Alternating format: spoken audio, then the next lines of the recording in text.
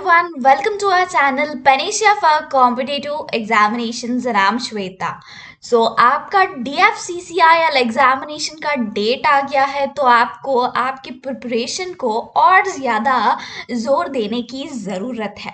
तो मैं आपके सामने लेके आई हूँ कि DFCCIL एग्जामिनेशन में रीजनिंग पेपर 15 डेज में कैसे आप 12 आउट ऑफ 12 मार्क्स लेके आए। यहाँ पे 15 डेज भी नहीं लगेंगे, बस 2 डेज में आपको इतना ज़्यादा कॉन्फिडेंस आ जाएगा कि आप वो 12 क्वेश्चंस जो आपके एग्जामिनेशन में आने वाले हैं वो सारे के सारे सही करने वाले हो। ओके, सो वो कॉन्फिडेंस अगर चाहिए तो इस वीडियो को ज़रूर देखना लास्ट तक। ओके, सबसे पहले ना आपके एग्जामिनेशन में 12 क्वेश्चंस आएंगे रीजनिंग के, पता ही है ना, जो भी सेक्शंस है। ओके, जैसे कि सिविल हो, मैकेनिकल, ऑपरेशंस एंड बीडी, कुछ भी। ओके, सारे के सारे में 12 क्वेश्चंस रीजनिंग के आएंगे। ओके, सबसे पहले हम क्या करेंगे ना, टॉपिक्स देखेंगे कि कौन से टॉपिक्स है जिनको कवर करके हमको पूरे मार्क्स आने वाले हैं। ये 10 मोस्ट टॉपिक्स है जो एग्जामिनेशन में ज़रूर आ सकते हैं। कोडिंग डिकोडिंग है, अल्फाबेटिकल सीरीज है, ओके, रैंकिंग एंड ऑर्डर है, syllogism, direction, blood relation, decision making, number series है, मिरर इमेजेस है एंड एनालॉजी है। ये सारे के सारे जो भी है ना, ये टॉपिक्स आप 10 जो देख रहे हो, ये प्रीवियस ईयर पेपर मैंने देखा है जो 2018 में हुआ था। उस पेपर को देखा है तो ये टॉपिक्स जो है मुझे वहाँ पे पेपर में दिख गए हैं। फिर भी थोड़े और टॉपिक्स होते हैं जो आपके एग्जामिनेशन में आ सकते हैं। जैसे कि क्यूब एंड डाइज हो गया, क्लॉक एंड कैलेंडर हो गया, यहाँ पे डायरेक्शन नहीं, कैलेंडर। ओके, एंड यहाँ पे एम्बेडेड फिगर हो गया, मैथमेटिकल कैलकुलेशंस या एज से रिलेटेड या वाटर इमेज से रिलेटेड टॉपिक्स यहाँ पे एग्जामिनेशन में आ सकते हैं। पर मोस्ट प्रोबेबली आप क्या करेंगे, मोस्ट इम्पॉर्टेंट टॉपिक्स जो है ये 10 है। आपको क्या करना है कि वो 2 डेज में ही आपका पूरा का पूरा जो है खत्म हो जाए रीजनिंग। आप तो इंजीनियर्स हो, आपको तो रीजनिंग तो आता ही होगा, इतना इंटेलिजेंट आप पहले से ही हो। फिर मैं आपको बस एक छोटी सी रास्ता दिखा रही हूँ जिससे आप 2 डेज में कॉन्फिडेंट हो जाओ। अगर आपने अभी तक बिल्कुल भी रीजनिंग को छुआ भी नहीं, ओके, तो आप क्या करोगे।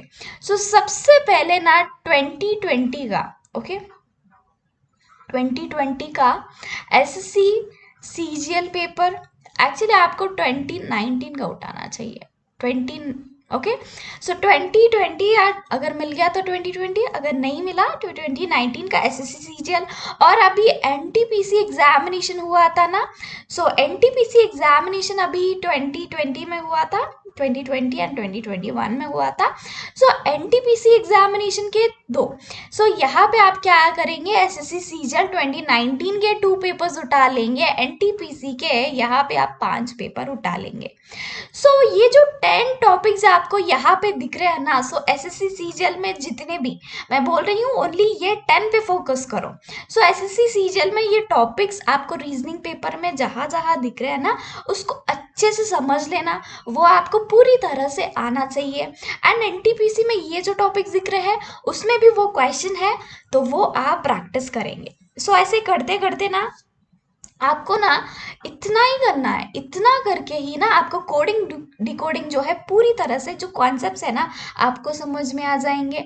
यहाँ पे DFCCIL एग्जामिनेशन जो रिमेनिंग पार्ट्स है ना वो ऑब्वियसली डिफिकल्ट आएंगे, और जो इजी पेपर आएगा तो रीजनिंग का ही हम एक्सपेक्ट कर सकते हैं। डिफिकल्ट आएगा तब भी इतना डिफिकल्ट नहीं आएगा, बस कोडिंग डिकोडिंग में आपको अच्छा आना चाहिए। एंड रैंकिंग एंड ऑर्डर, बस कॉन्सेप्ट आप समझ लो, इजी रहेगा। एंड सिलॉगिज्म भी आपको ना थोड़ा, यहाँ पे एनटीपीसी में क्वेश्चंस जो है अच्छे क्वालिटी के हैं, सिलॉगिज्म तो पक्का आया ही है एनटीपीसी के हर एक एग्जामिनेशन में। तो 5 पेपर या आप कर लो सिलॉगिज्म, 8 पेपर्स कर लेना सिलॉगिज्म से एनटीपीसी में, तो आपके सारे के सारे कॉन्सेप्ट्स यहाँ पे क्लियर हो जाएंगे।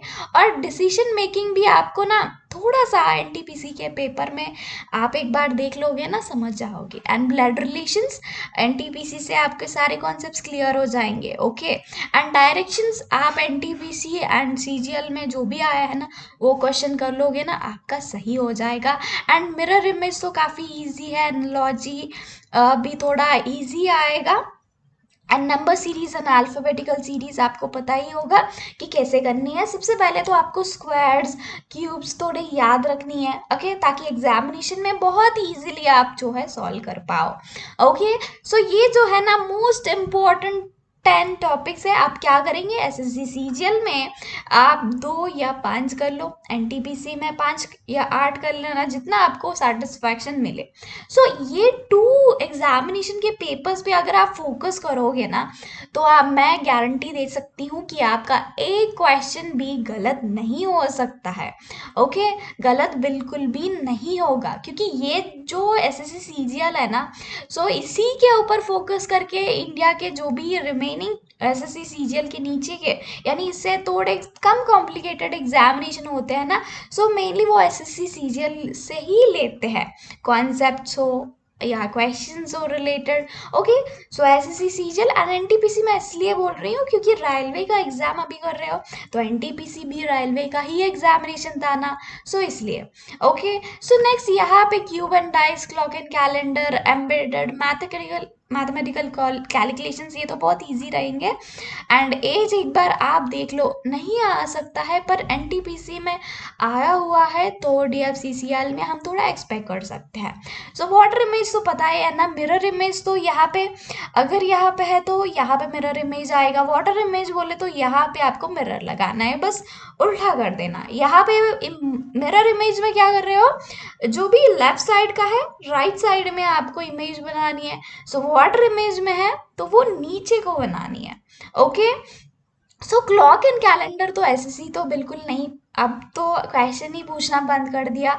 बस लास्ट टाइम 2019 में देखा था 1-2 क्वेश्चंस, एंड अब जो है 1-2 देखे थे। पर क्या करनी है, कैलेंडर एक बार देख लेना, और क्यूब एंड डाइस छोटे छोटे क्वेश्चंस जो एनटीपीसी में आए हैं वो आ सकते हैं। एंड एम्बेडेड तो आप कर ही लोगे, क्योंकि इंजीनियर हो, इतना तो कर ही सकते हो। ओके, सो ये जो है ना इम्पोर्टेंट है। एंड यहाँ पे मैं आपको एक चीज़ सिखाने वाली हूँ। ओके, एंड यहाँ पे आप लोग ना प्रीवियस ईयर पेपर जो रीजनिंग का था ना, वो काफ़ी ज़्यादा इजी था। सो उसके ऊपर आप डिपेंडेंट मत रहो। सो थोड़े आपके लेवल के ओके अच्छे क्वेश्चंस करके जाओ ना। ओके, जो प्रीवियस में आया है ना एनटीपीसी एंड एसएससी सीजीएल, वही करनी है, उससे ज़्यादा कुछ नहीं आने वाला। ओके, सो यहाँ पे नेक्स्ट देखना, कोडिंग डिकोडिंग में अगर आपको आता है तो अच्छी बात है।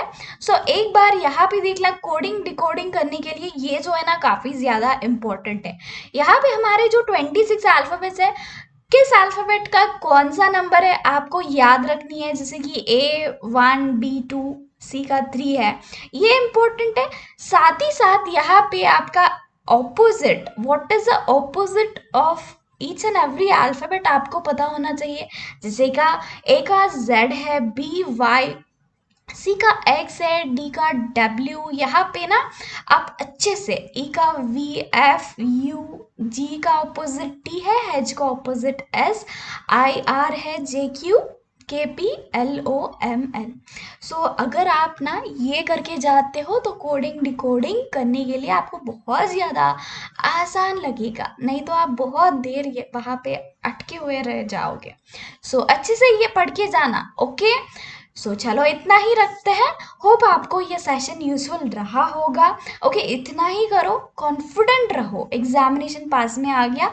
बस 1-2 घंटे ना, 1 घंटे ही दो। ओके, इतना ज़्यादा भी आपको टाइम नहीं देना है। डेली 1 आवर आप रीजनिंग को डेडिकेट करते हो ना, तो जब तक एग्जामिनेशन आ जाता पूरी तरह से आप कॉन्फिडेंट हो जाओगे रीजनिंग सब्जेक्ट में। ओके, सो होप आपको अच्छा लगा होगा। अच्छा लगा तो ज़रूर लाइक कर देना, आपके दोस्तों के साथ शेयर कर दो। अभी तक सब्सक्राइब नहीं किया है तो सब्सक्राइब कर लेना। So thank you all for watching this session. Bye bye everyone.